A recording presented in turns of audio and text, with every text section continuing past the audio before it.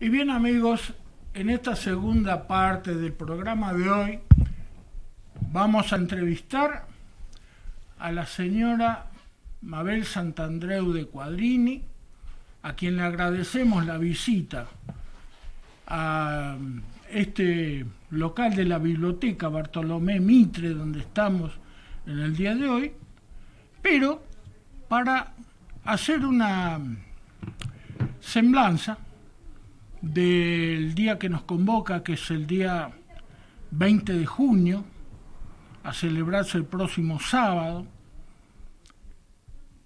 y además para que la señora directora de la escuela primaria, justamente lleva el nombre de nuestro prócer, nos haga saber, o les haga saber a todos, de las actividades que tienen como pensada para este año, que se ha visto interrumpida por esta pandemia que nos afecta a todos. Buenas tardes, señora, buenas noches, perdón. Buenas noches, muchísimas gracias por estar con nosotros. Buenas noches, gracias a ustedes por invitarnos. Bueno, usted sabrá, como ya lo hemos dicho, que la convocatoria a este programa en el día de hoy va a versar sobre la figura señera de nuestro prócer Manuel Belgrano. Pero además quisiera que le informe a la población de todas aquellas cuestiones que tenían pensado desarrollar como institución escuela. Además, por ser también coincidente con los 100 años de la escuela primaria. Así que vamos a ir desarrollando el programa en base a eso. Bien. Bueno, 2020 es un año muy especial para la escuela primaria porque es el año en que el 1 de marzo cumplió 100 años, coincidente con los 200 años del fallecimiento del general Belgrano y coincidente con los 250 años del nacimiento de dicho prócer. Y justamente nuestra escuela lleva el nombre de Manuel Belgrano.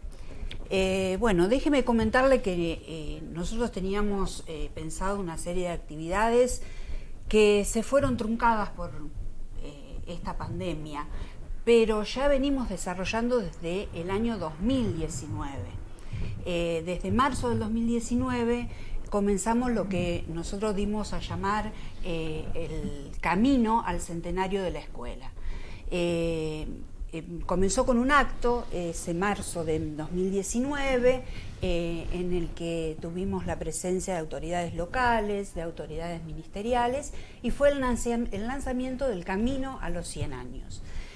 Posteriormente, en abril de dicho año, se realizó la fiesta del Día de la Mujer conjuntamente con el Banco Credicop de la localidad. Y bueno, y fuimos programando una serie de proyectos. Uno de ellos, muy importante, fue el del Bosque del Centenario. La idea surgió del 5º grado de 2019 con las docentes Karina Tarandetti y Adriana Giuliani, y después continuó la señorita Alejandra Sicarelli en reemplazo de la señora Adriana Giuliani, que asumió la vicedirección. Bueno, la idea era plantar 100 árboles. Y bueno, se logró. Fue un trabajo arduo, fue un trabajo que llevaron a cabo los chicos con la ayuda del ingeniero agrónomo Luis Viñaroli y también con la colaboración de la comuna local, que sin el aporte de la comuna hubiese sido imposible llevar a cabo este tan importante proyecto. Es un proyecto que se llevó a cabo durante todo el año 2019 y se culminó precisamente el 1 de marzo de 2020 con la plantación del árbol número 100. Bueno, después tuvimos en septiembre una peña folclórica donde se citó a todos los artistas locales. Y en octubre, después de mucho trabajo para armar el museo en la escuela, para ensayar una obra de teatro y trabajar con artistas locales también, con pintores locales, como la señora Mariel Marinos y la señora Nelly Sicari, se hizo una presentación, una muestra centenaria. Se abrió la escuela a la tardecita y allí tuvimos la oportunidad de disfrutar del museo, de las obras de arte realizadas por los chicos y los artistas locales, y también de una obra de teatro en la que participaron ex docentes, ex alumnos, que realmente fue muy emotivo y convocante. Llegó mucha gente a la escuela. Bueno, después participamos también en noviembre del centenario de nuestro pueblo, porque estamos convocados en Bombal con distintos acontecimientos muy importantes.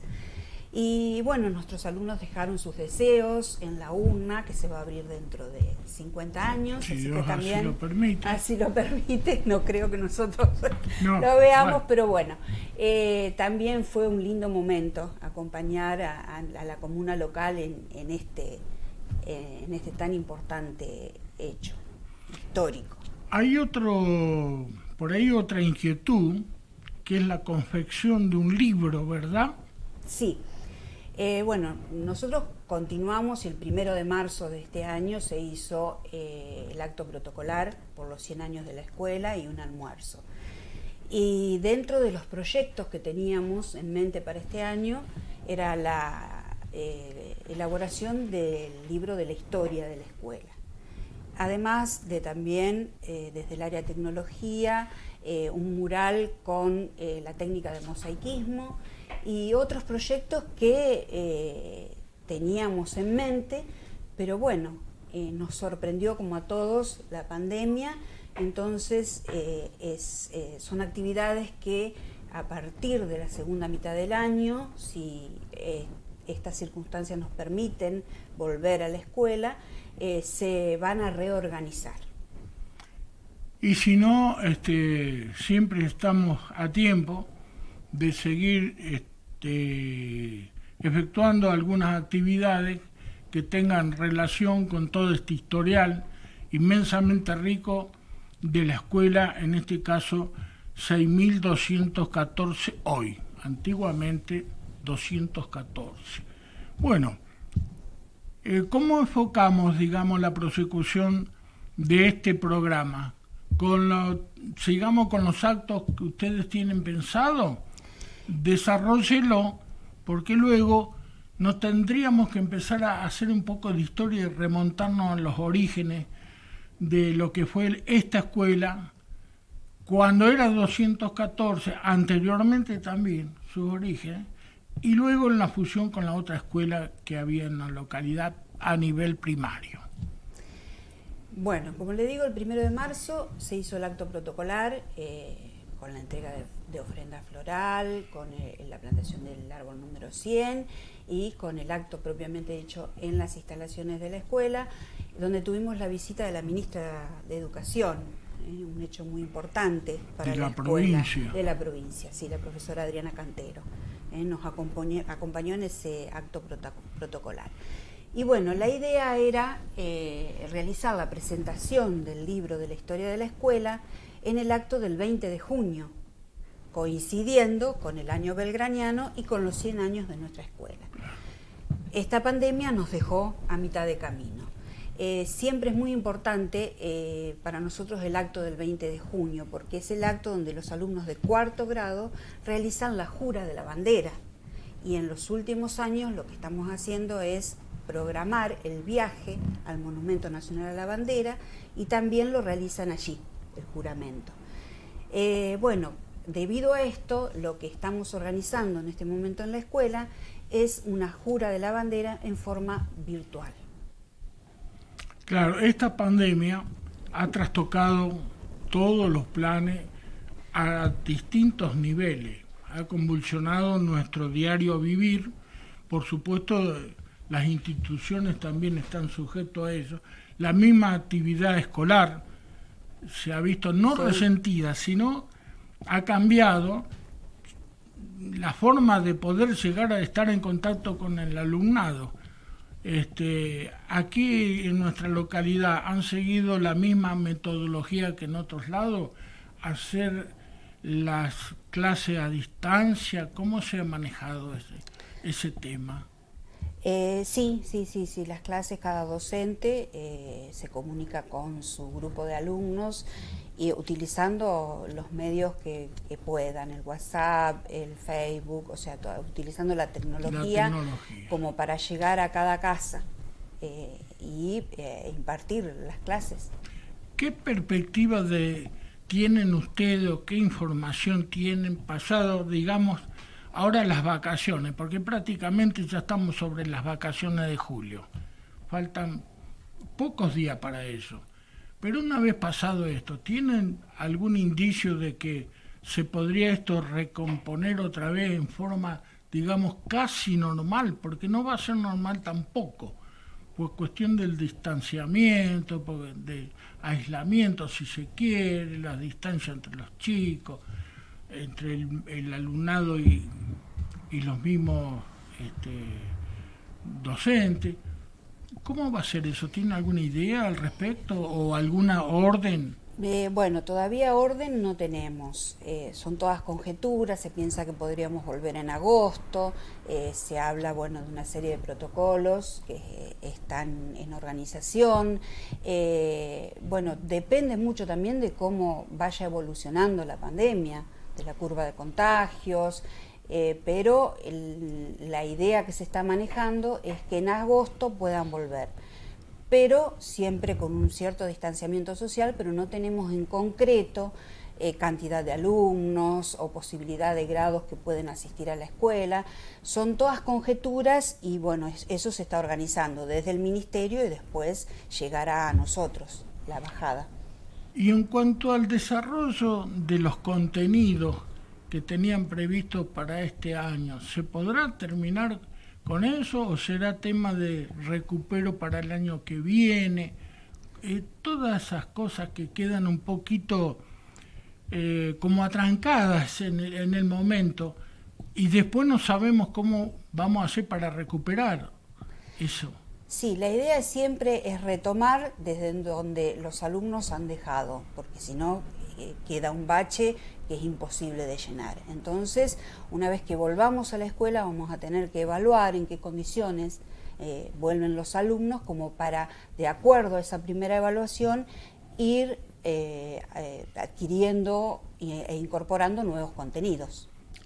¿Ustedes consideran que todos los alumnos, la mayoría de los alumnos, por lo menos que tienen registrado en el nivel primario de nuestra localidad, todos tienen acceso a la conectividad? No todos, se hizo un relevamiento y no todos tienen acceso a la conectividad, pero eso es lo que tratamos vía docentes, que lleguen de una o de otra manera a cada uno de los alumnos. ¿En qué porcentaje usted evalúa que los chicos han tenido oportunidad de estar realmente conectados con las instrucciones que emanaban de la institución escuela?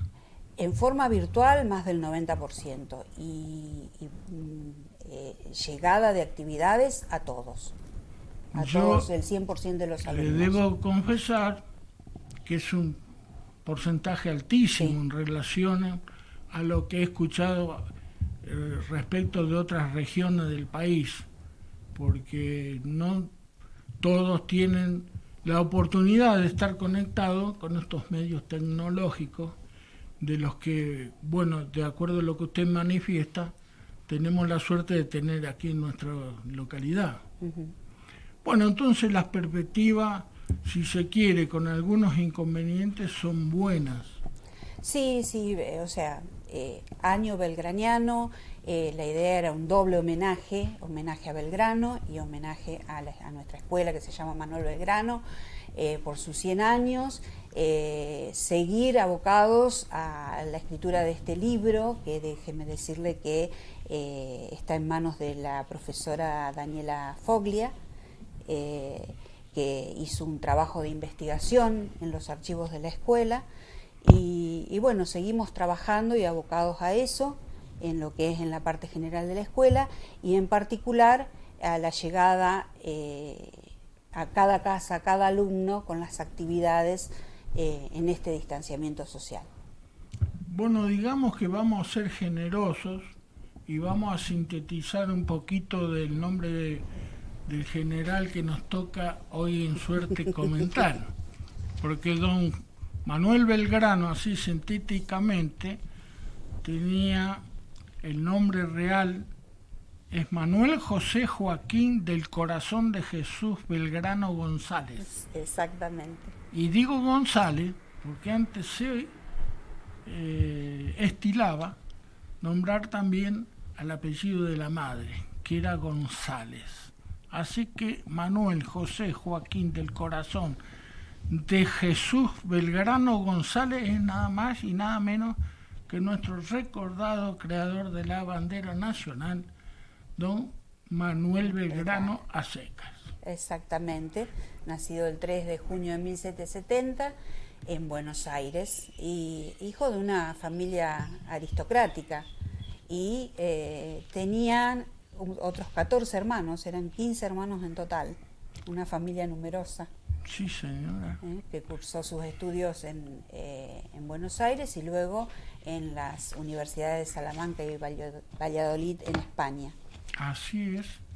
El padre era Domenico Belgrano, de nacionalidad italiana, oriundo de Oneglia, en la Liguria italiana. Y la madre, María Josefa González Casero, una argentina de Buenos Aires. Exactamente. Como usted bien lo mencionó, 15 hermanos, una familia numerosa, como se acostumbraba antes, había mucha gente que tenía muchos hijos, hacía patria, de los cuales 2 eran sacerdotes, entre otras actividades. Bien lo mencionó usted, el padre era comerciante. Exactamente. Lo quiero mencionar ahora porque, si bien era de una familia acomodada, Belgrano, cuando era joven, tuvo que pasar algunas vicisitudes, cosas que a veces están escondidas en la historia, a raíz de las actividades que tenía el padre, porque una vez lo habían acusado de tener algunos negocios un poquito turbios, con un señor que trabajaba en la aduana. Así que estuvo este hombre detenido y creo que preso, hasta que 6 o 7 años después fue absuelto.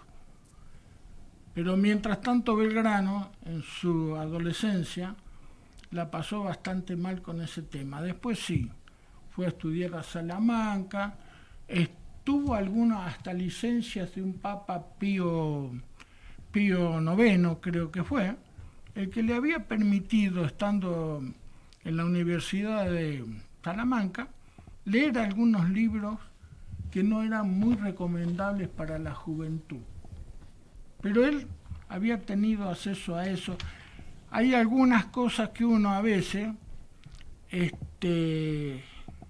accede a este tipo de información tratando de conseguir algunas cosas que escapan de lo que a uno le enseñaron, por lo menos en mi época, así normalmente. Exactamente. Que había leído a Montesquieu, que había leído a la Revolución Francesa, Rousseau, y se había instruido... Sí, una cosa, digamos, no quita la otra. No. Exactamente. Pero a veces te enseñan un pedacito de la biblioteca, esta como la que tenemos acá a la mitad, y la otra mitad queda en veremos, hasta que uno por ahí, por distintas circunstancias, va e indaga sobre eso. Bueno, si usted quiere avanzamos sobre Belgrano, y si no empezamos a hablar un poco de la historia de la escuela 214, para empezar por ahí.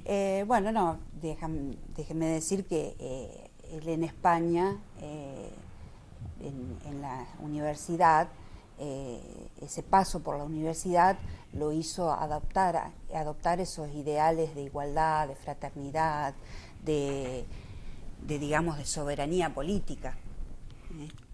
Él trae esos ideales de ahí.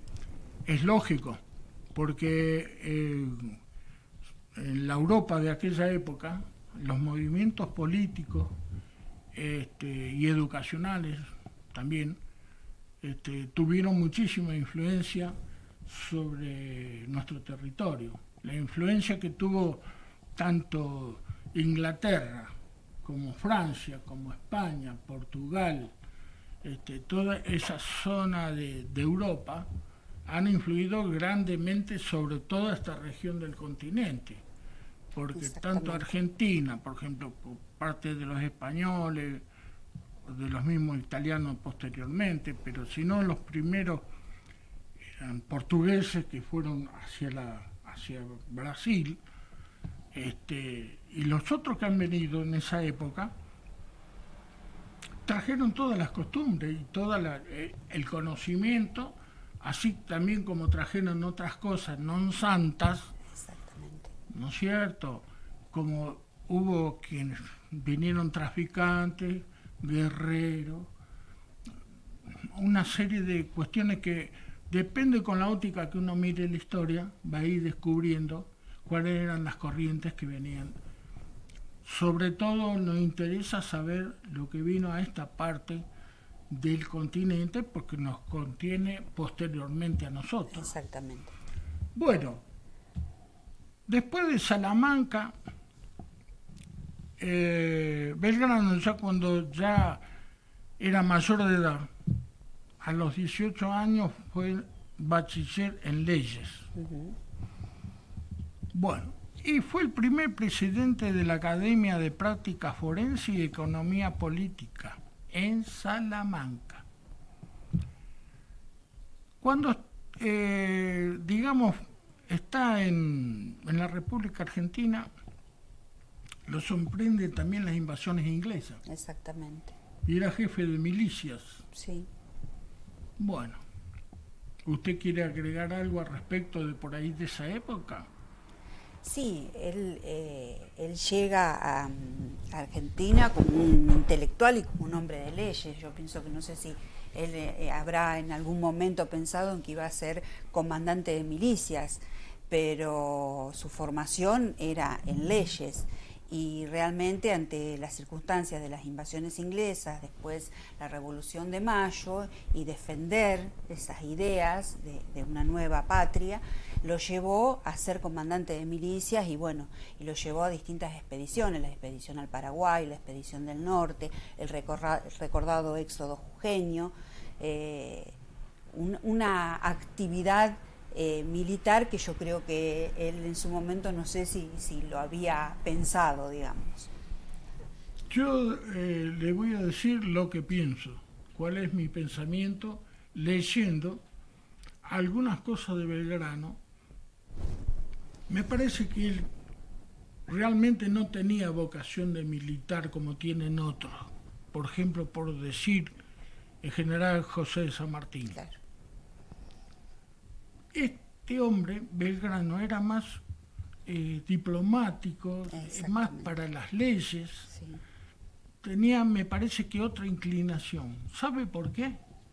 Porque si uno lee un poquito por ahí y encuentra un párrafo que creo que lo define un poco, como el tipo de militar. Decía que él había estado leyendo a Campo Manes, que era otro de los que se había instruido en Salamanca, otro de los escritores de aquella época, con Gaspar Melchor de Jovellano, Cuisnay, y también estaba Pedro Rodríguez de Campomanes. Campomanes le había enseñado que la auténtica riqueza de los pueblos se hallaba en su inteligencia y que el verdadero fomento de la industria se encontraba en la educación, cosa que después Belgrano, a través de su actuación, quedó demostrado porque tenía muchos intentos de fundar escuelas, localidades, algunas fundó también, y escuelas. Se pueden nombrar algunas por ahí que son las más reconocidas, ¿no? Pero además también le gustaban las letras. Y cuando fue designado en 1797 por el virrey Pedro de Melo, capitán de las milicias urbanas de Buenos Aires, Belgrano dijo: si el virrey Melo me confió me confirió, el despacho de capitán de milicias urbana de la capital. Más bien, dice, lo recibí para tener un vestido más que ponerme, que para tomar conocimiento de semejante carrera. Eso deja ya explícitamente dicho de que él no la sentía casi la carrera de militar. Lo hacía a veces para no, rechazar un cargo que le da un amigo, ¿verdad? Sí, sí. ¿Qué le parece a usted? Sí, realmente es lo que le decía, no es de vocación militar, sino él estaba más para lo que es la cuestión del comercio, de las leyes. Estaba más cómodo en otra función. En otra función. Nada más que este hombre parecería que no hubiera sabido decir que no, que todo lo aceptaba en pos de la grandeza de su patria. Exactamente. Él señalaba con que estas tierras deberían ser como muchos que estuvieron en esas luchas para lograr la independencia posterior de lo que fue lógicamente lo que es hoy la República Argentina, pero antes era este territorio que todavía ni siquiera tenía nombre o denominación. Sí, se llamaba Virreinato del Río de la Plata, en las Provincias Unidas del Río de la Plata, pero no estaba todavía muy definido. Y además, como siempre ocurre, o generalmente ocurre, o aquí ha ocurrido con más frecuencia, en las luchas intestinas, han ido postergando siempre la realización de grandes proyectos para nuestra patria. Es decir, vemos que de distintas maneras, por una causa o por la otra, porque eran unitarios o federales, o que eran del sur, o que eran del norte, o que eran azules, que eran colorados, verde o negro, siempre fue un antagonismo rival. Después empezó, antes era por el dominio de las tierras, después por el color de no sé qué, de la piel, ¿no? Y bueno, me parece también que seguimos. Pero hoy es medio más política la cosa. Exactamente, pero siempre hay una rivalidad. Por suerte se han limado muchas cosas así de racismo y de género, y se está tratando de lograr una igualdad, en cierto modo, de un montón de cosas, pero por ahí el diablo de la política mete la cola y hace que permanentemente estemos enfrentando barreras, y por ahí aparece otra cosa impensada como esta pandemia de hoy. Sigamos adelante entonces, en el desarrollo de la historia, primero de los 100 años que son más recientes de la escuela, hoy 6.214, y después también echándole algo de el general Manuel Belgrano. ¿Le parece que empecemos un poquito con la escuela? Bueno, nuestra escuela, la Escuela Manuel Belgrano, número 6.214, se inicia siendo escuela 214. El 1 de marzo de 1920 se inaugura esta escuela, que empezó a funcionar en distintos edificios hasta llegar al que actualmente tenemos, que se inauguró en el año 1953. 7 años después de la inauguración de la escuela 214, se crea la escuela número 517, la llamada Fiscal. Bueno, convivieron estas escuelas hasta el año 79, en que hubo un traspaso de las escuelas nacionales a la provincia. Entonces ahí las dos escuelas se fusionaron y pasaron a formar lo que es actualmente la escuela número 6.214. La escuela 517 llevaba el nombre de Manuel Belgrano. Es por eso que se le agrega el número 6 al 214. Por ser provincial. Exactamente. En la provincia de Santa Fe. Exactamente. Entonces pasa a llamarse Escuela Primaria número 6.214 y toma el nombre Manuel Belgrano de la Escuela 517. Entre otras cosas, vamos a decir que el primer director de la escuela número 214 fue el señor Hermenegildo Vila. Exactamente. Una de las calles de nuestro pueblo lo recuerda. Y de la escuela número 517 fue la señora María T. de Osuna. Creo que era así el asunto. A ver, yo lo tengo anotado por ahí. Sí. Me parece que es así. Exactamente. María H.T. de Osuna. Así que dicho esto, ya vamos avanzando. Bueno, y en el año 79, cuando se fusionan las escuelas, la directora fue la señora Mirta Lamas y como vicedirectora la señora Marta Olivier de Simino. Así es. Cuando ahí cambia definitivamente hasta el día de hoy el nombre que tiene. Escuela número 6214, Manuel Belgrano. De una toma el número, de la otra toma el nombre. De las dos escuelas. Y de ahí hasta hoy sigue siendo Manuel Belgrano. Ahora seguimos hablando de Belgrano, seguimos hablando de la escuela. Como usted quiera. No, como usted quiera, la directora. Yo soy el alumno en este caso. Bueno, fui a la escuela, con respecto... yo fui a la escuela fiscal, a la 517 por cuestión de cercanía. Donde yo vivía me quedaba más cerca. Entonces... Bueno, digamos también, haciendo referencia a esto, de que yo cursé mis estudios primarios en la escuela de Paraje Garrofé, la escuela 757 General José de San Martín. Yo no asistí ni a la fiscal ni a lo que era llamado nacional.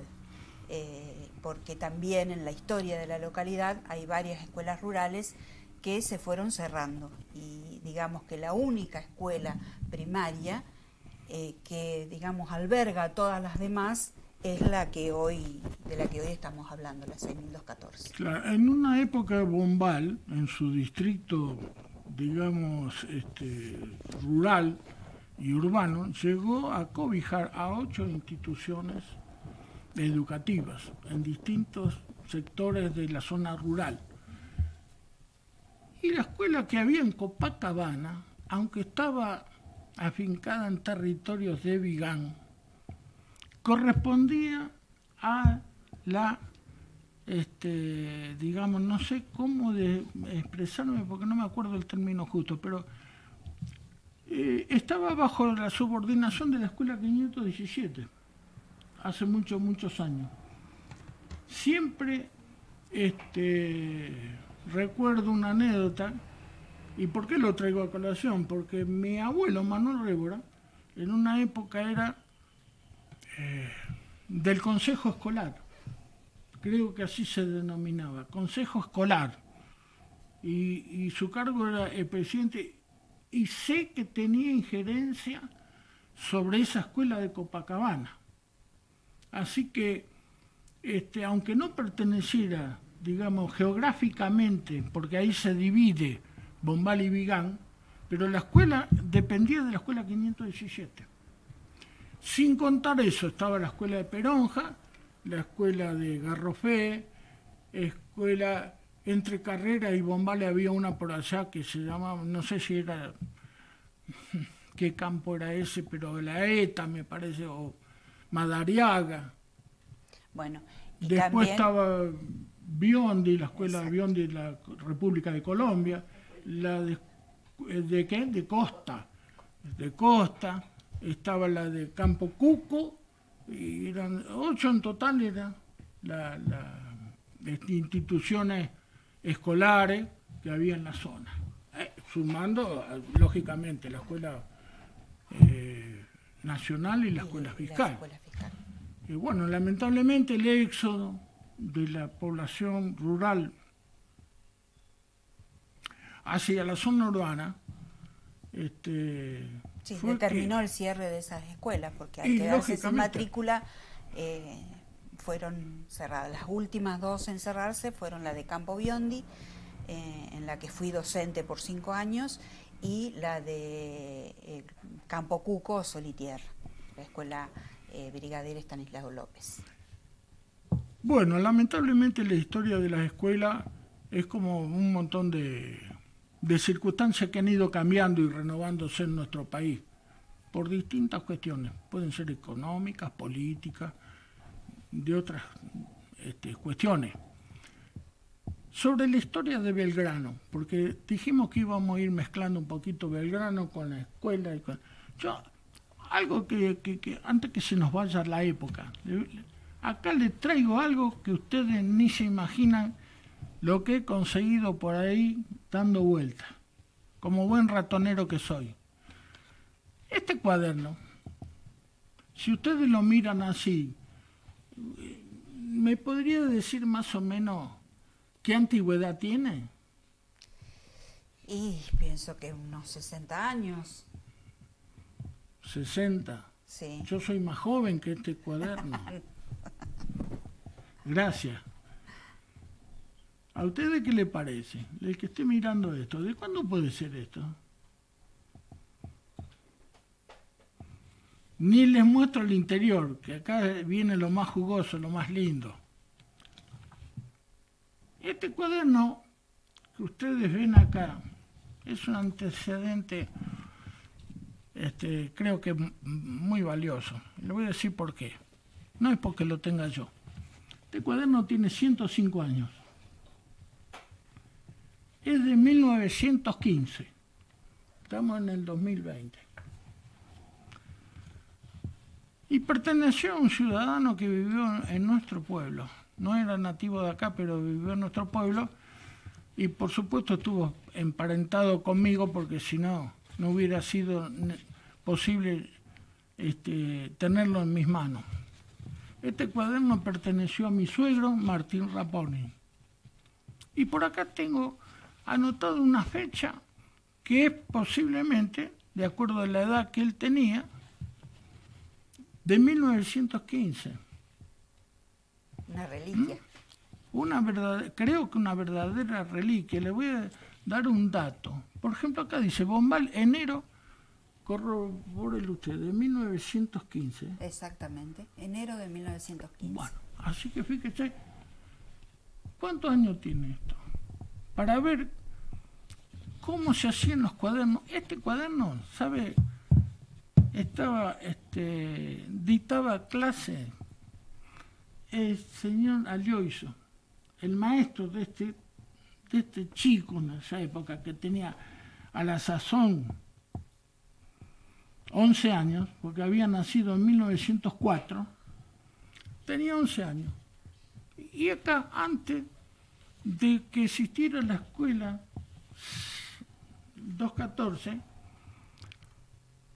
por supuesto, si se creó en el 20, esto del año 15, estaba leyendo cómo eran los problemas que le daban a los chicos para que desarrollen. Aquel que tenía la suerte de ir a la casa de este maestro que le enseñara algo, pero claro, esto en forma particular, digamos. Cuidado, no había que todavía estas cosas una educación formal. Un chico de 11 años, ¿qué curso está cumpliendo? De 11 años. Y en sexto grado. Sexto grado. Bueno, esta gente, no sé si estaría en el primero, porque mire lo que les digo. Y acá nosotros nos podemos dar cuenta de cómo eran las épocas, porque dice, he comprado 18 yuntas de bueyes, a 95 cada buey. ¿Cuánto pagamos todo? Bueyes. Bueyes. ¿Me entiende hoy? Ya hace referencia a la época. ¿Usted le daría como docente un problemita a un alumnado a un alumno de esto? No. Por ahí dice otro problemita. Compré 20 quintales de lino. Lino. En aquella época sí, claro, era muy conocido. No se produce más en la actualidad, por lo menos en esta zona. Bueno, y todo, por ejemplo, este tipo de problemas por quintales, nada de hablar de toneladas. ¿Quién pesaba en toneladas antes? Si las bolsas, iba todo casi en bolsa, ahí pesarían 70 kilos las de maíz, las más pesadas, de trigo, sino de 50. Pero en bolsa, en lino, bueyes, quintales, pero son notables los ejemplos que hay. Por ejemplo, le decía, Andrés compró un traje por 15 pesos con 80 y un sombrero por 5 pesos, un par de botines por 8,50 y una corbata. ¿Cuánto había gastado? Imagínense lo que iban haciendo, despacito, aprender a sumar, a restar, y por ahí al último, por acá, se encuentra con que hay algunas divisiones, siempre con esa cuestión de que había un comerciante que había vendido 4 cascos de vino, mire usted, cascos de vino, que hoy no se tiene ni noción de cómo venía el vino antes, claro, la verdeleza. ¿A qué se le llamaba un casco? ¿Cuántos litros contenía una verdeleza? 100, 200, 500, ¿cuánto tenía? Bueno, cosas que fueron cambiando con el tiempo, por supuesto, y es comprensible. Bueno, esto es una pequeña reliquia de la antecedentes de la escuela 214. Y este otro no es tanta reliquia, porque no es tanta reliquia, ¿no? No es tanta reliquia, pero ya tiene sus añitos, estos otros cuadernitos. A ver, que les voy a mostrar, si puedo. Bueno, este cuadernito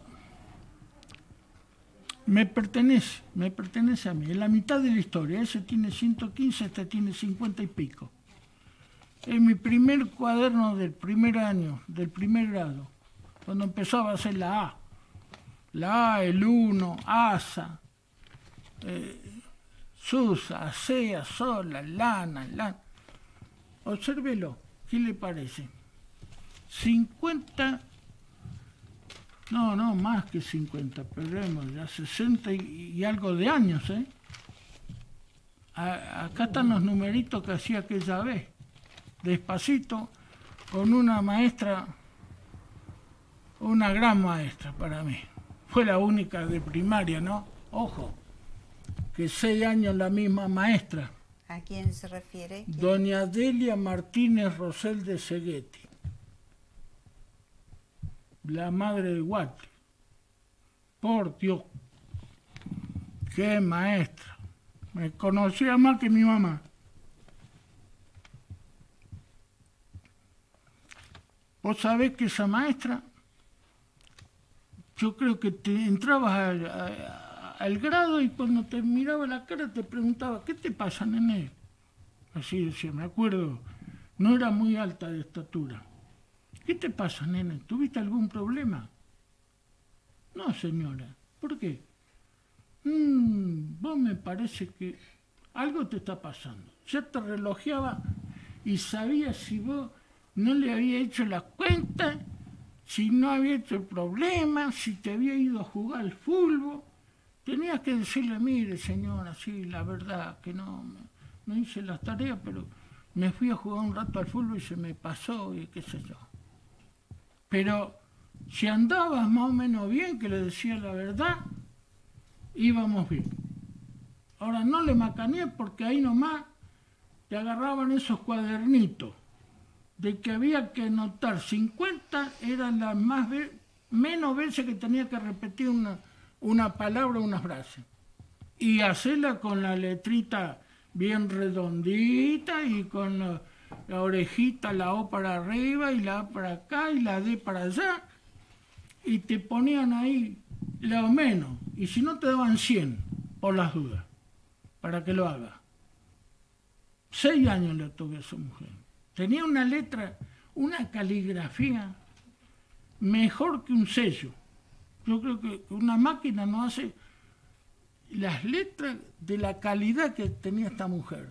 Cada vez que lo miro así, me digo, pero ¿cómo hacían para escribir esta cosa con plumines? Una delicadeza, un detalle, una calidad ortográfica. Vivencias de otra época de la educación. Yo creo que no sé quién lo había educado, pero tanto, recuerdo también a la señora Rita, un montón de maestras que habían otro, pero las que nos dieron clase nosotros, en esa época en la escuela fiscal, Dios mío, qué caligrafía, qué calidad. La mayoría de la gente de antes podrían no saber a leer y escribir, pero lo poco que podían hacer escrito lo hacían con una calidad envidiable. Así que bueno, después empezamos a venir con las imprentas, nada de cursiva, y se fue un poquito desentonando todas las cosas. Vamos a proseguir, señor, hablando de Belgrano, pues nos olvidamos del prócer ya. Bueno, como estábamos comentando de el general Manuel Belgrano, alternó buenas y malas en cuanto a su actuación militar. Tuvo destacadísima actuación en algunos acontecimientos que han sido de renombre, de mucha importancia, aunque lamentablemente sufrió algunos reveses como Vilcapugio y Ayohuma en su expedición al norte, que también venía con un ejército que venía totalmente derrotado en Huaki, ya venía de regreso prácticamente, y Belgrano se hace cargo de eso porque tenía una nobleza. Ya le digo, al principio dijimos que este hombre no sabía decir que no, y no era toda su pasión militar como tenían otros, me parece. Entonces, en esa alternancia que tenían, después se recuperan Salta y Tucumán, que Tucumán fue la batalla épica para consolidar la independencia el principio de la independencia de nuestro país. Hubo otros acontecimientos, pero Tucumán fue decisivo para terminar con esa corriente del norte que venía desde el Alto Perú, como para terminar con la idea realista de llegar hasta Buenos Aires. Lamentablemente Belgrano, después de otras campañas que hizo como al Paraguay también, lo sorprende una enfermedad, regresa a Buenos Aires. Casi siempre este tipo de personajes terminan olvidados en la pobreza, ayudado por un médico que era escocés, que se llamaba Joseph Redat, ¿no? Entonces este hombre le entrega como pago Belgrano, ese médico, esa tan conocida anécdota que le da el reloj en parte de pago, como para que no quedar debiéndole por los favores que había hecho. Sí, porque él muere en la extrema pobreza. Pero sí, y lamentablemente, según se dice, cuentan las anécdotas, de que la lápida fue construida con un mármol de la cómoda del hermano de Belgrano, que se llamaba, creo que Miguel.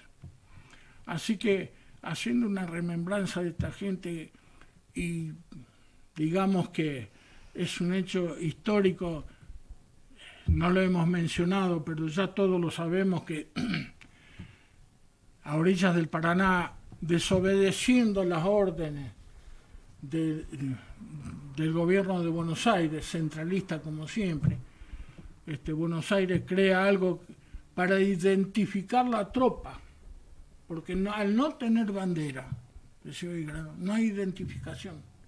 Entonces eso es un legado que no podemos olvidar. La bandera, ¿qué significado tiene? La identificación como personas, como argentinos habitantes de este suelo.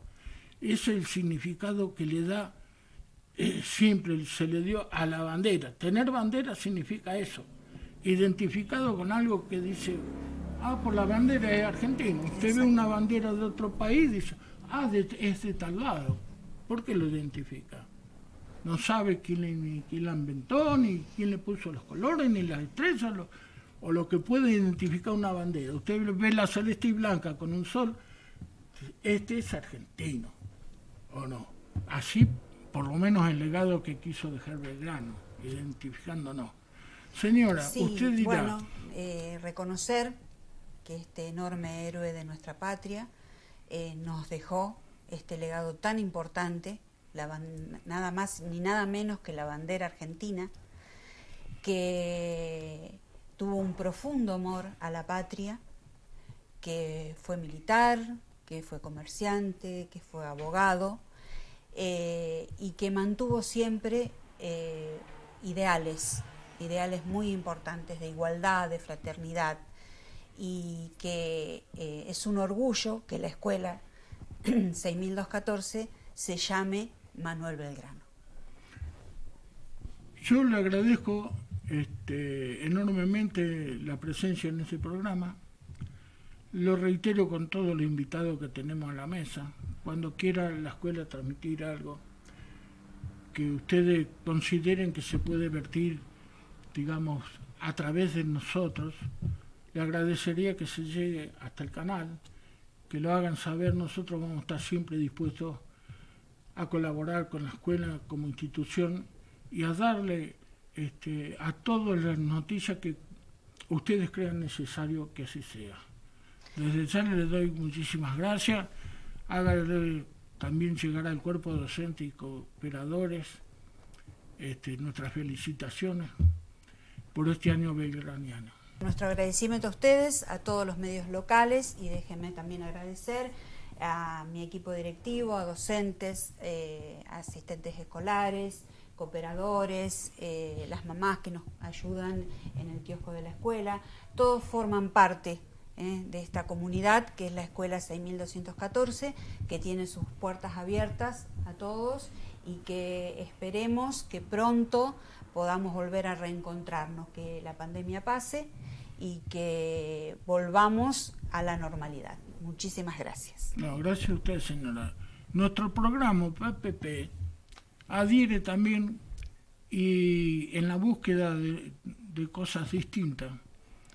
Hemos encontrado, ahora en la parte musical que hacemos en todos los programas con distintos temas, hemos encontrado, aparte de las canciones conocidas como A mi bandera, Aurora, que la vamos a pasar en homenaje al general Belgrano, el himno a Belgrano, que muy poco lo conocen, pero estamos siempre en la búsqueda de algo nuevo.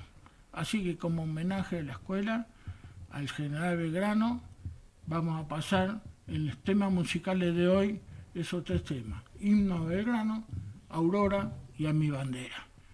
Ahora vamos a un pequeño corte y después volvemos enseguida.